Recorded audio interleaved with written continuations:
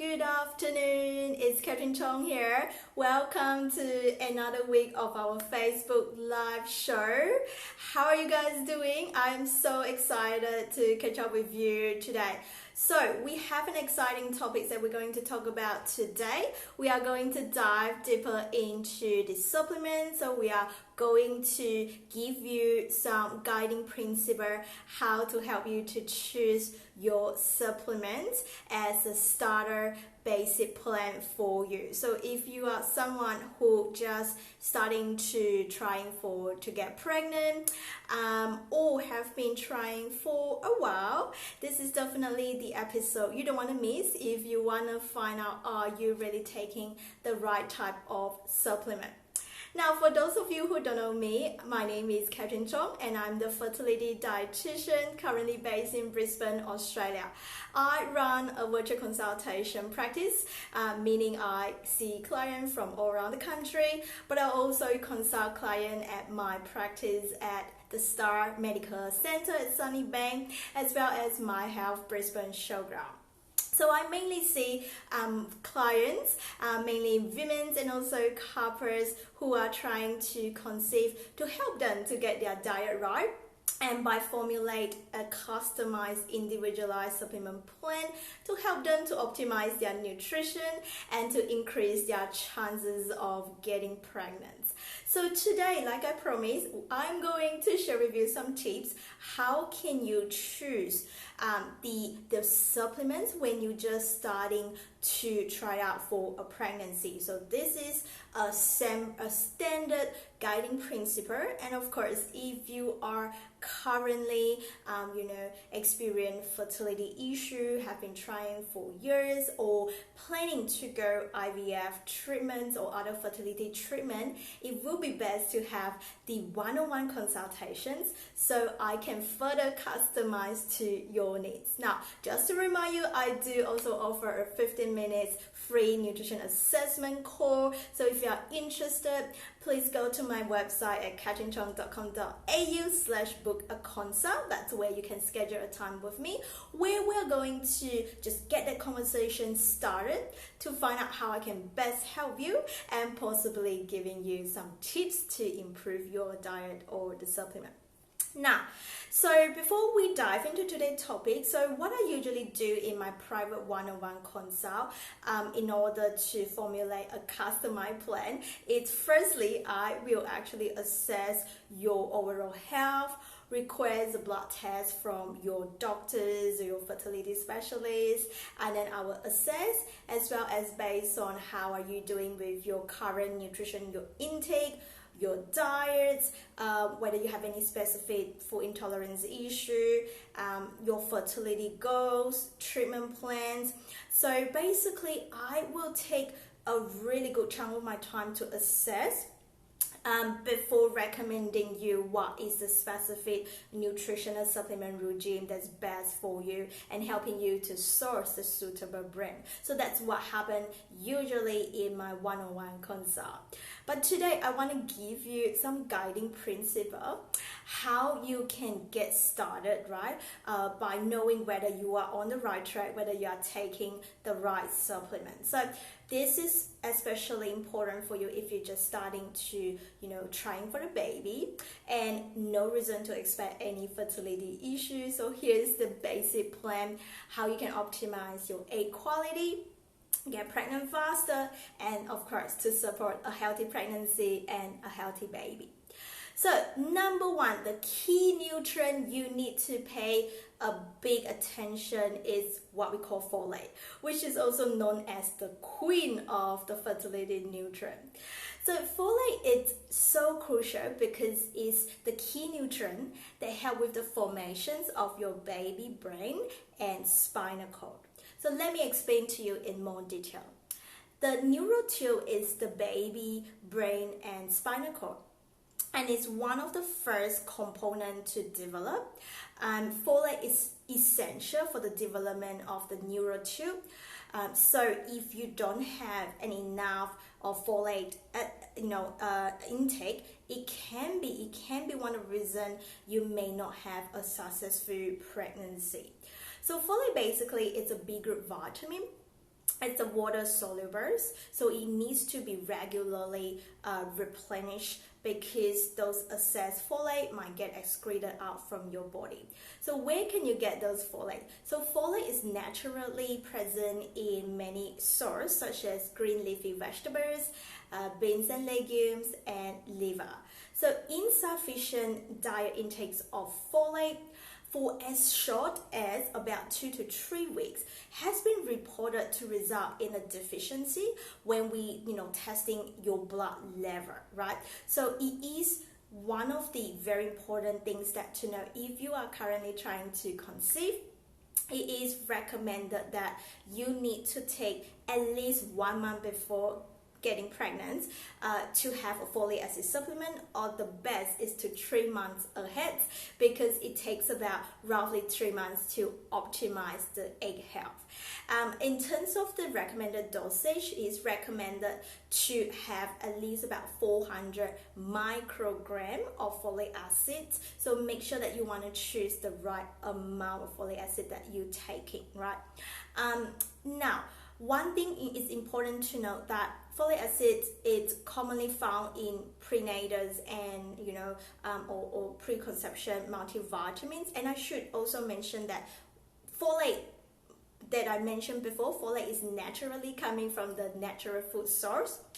Folic acid is actually the synthetic mix supplement. So folic acid, if you're looking at the dosage from the supplement, you need to be aware that not many multi will meet that, again, the recommended requirement of at least about 400 milligram folic acid, and you may require higher increased needs of folate requirement as well, such as if you do experience, say, with neurotube defects in your previous pregnancy, or if you carry certain types of genetic variants, you may require another form of folate. Or such that if you have, say, diabetes or absorption issue or carry excess weight, you may need additional dosage of that folic acid supplement. So like I said, it's always so important to consult a fertility dietitian to help you work out what are you actually needs and what is the right dosage for you. All right, so that's all about the folate and also folic acid supplement. Now let's move on to our tips number 2 today, which is the CoQ10 supplement. So I did previously cover about CoQ10 in one of our Facebook Live teaching class. So if you missed it, make sure you watch the replay. But just as a general information, so CoQ10 is also known as the coenzyme Q10 or ubiquinone. So it is a fat-soluble antioxidant that our body processes naturally. Now, the one of the key things about CoQ10 or coenzyme Q10 is it actually can enhance the energy for the growing aids. And also it empowering our body energy production cycle. So literally every cell in our body will need this CoQ10. However, as we age, especially after your 30s or over 35, the body may not be able to produce as much as CoQ10 to meet the demands to make cellular energy. So in terms of food, right, what can we do? Now, in terms of food, CoQ10 is found in red meat, fish, nuts, and avocado. However, the amount of food may not be able to keep up with the increasing demand. So I would recommend, definitely is to, if you are someone, say, above 30s and you are trying to get pregnant, it might be also worthwhile to consider adding CoQ10 supplement. Now, the standard form is commonly known as ubiquinone. They are relatively much cheaper. There's just a few things you need to know is that this form is not very soluble as much, and it's not very effectively absorbed. So what does get absorbed is then converted into the active form of this antioxidant, which is called ubiquinone. So more than about 95% of the CoQ10, it's in circulation, it's in its active ubiquinol from. So generally speaking, if you are someone who interested to get the best quality type of CoQ10 supplement to optimize your egg health and enhance the energy in your cellular cell, I would recommend you to consider the best quality form of CoQ10, which is ubiquinol. As a dosing guide, again, it varies, but I'll suggest to start as low as 50 milligrams because we want to make sure that your body is able to cope with it as well, and it's best to spread across the day as the body can only absorb certain amount at any time, right? It is also best to take note that some reports did shows that if you do take CoQ10 at night, some people also complain having trouble to sleep. So again, if you don't know which one is the best one, always consult a fertility dietitian like myself, and I do offer that free 15 minutes nutrition assessment call to help you to have a quick look at what you're currently doing and whether you are on the right track. So if you're interested to sign on that free 15 minutes nutrition assessment call, make sure you go to my website at katrinchong.com.au/book a consult. Alright, now let's move on to our tips number 3 today is you got to make sure that to check your vitamin D level. Now, vitamin D is another crucial vitamin that often people tend to forget, and doctors, in my experience, GP and fertility specialists will offer included them as one of the preconception health screening. The reason why is because vitamin D, it's a fat soluble vitamin. Most people relate it to the calcium and also the bone health, right? However, there are studies found that vitamin D might influence how women's hormones react and may play an important role in people who have polycystic ovarian syndrome, PCOS, or endometriosis. Now, there are also studies shows that women who undergoing IVF who had a higher amount of the blood vitamin D and in the egg follicular fluid was significantly more likely to get pregnant as well. So that's why, in terms of when we're looking at vitamin D and fertility, it is such a crucial of vitamins. Now, don't forget vitamin D is also essential to support a healthy pregnancy as well, alright?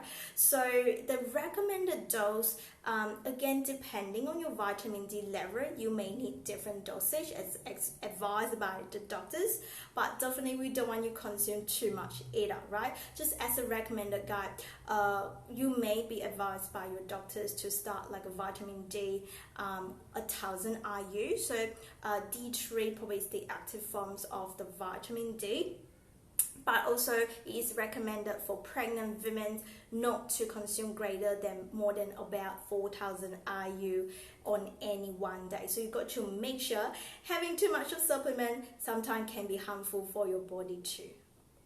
Now, let's move on to our last tip today, which is the omega-3 supplement.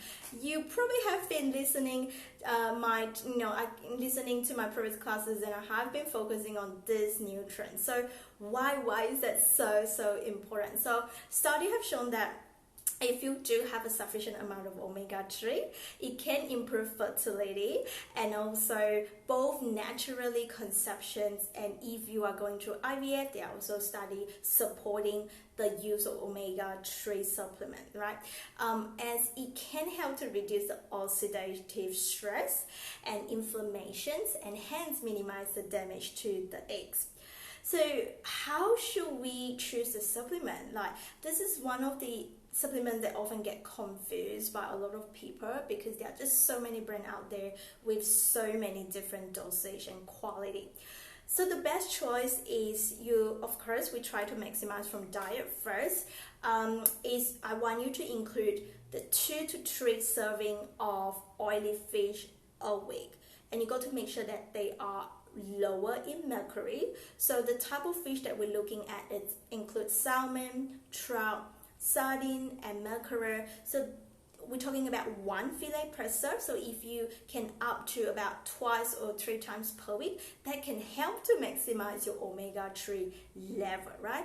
Now, having said that, some people might have a much lower omega-3 level in your body. So how do we know that? They are actually testing available as well through a simple skin prick test, your finger skin prick test. We'll be able to detect what is your average omega-3 level in your body in the past 3 to 4 months. And then we can decide, okay, do we need to add further supplements, or do we need to adjust the dosage of the supplements? So this is something that I would also recommend my one-on-one private clients, so we are be a little bit more sure of your nutrition action step. So if you are not getting enough of fish, if you don't like fish, or if you are vegetarians or vegan who don't eat fish, so you can take omega-3 supplements. So of course the best one, omega-3 supplement, is coming from fish oil. Now you got to make sure that you look at the back of the packaging and to find out exactly how much EPA and DHA it contains. Now for fertility and also for pregnancy, you want to be sure to check how much DHA you are having. So we are, in fact, the guideline recommended that you want to consume at least about 200 milligram of DHA per day, right? At the same time, you still want to get the EPA as well. Now, for vegetarians or vegans, you can also consider an algae-based supplement, which will also supply you the highest form of DHA.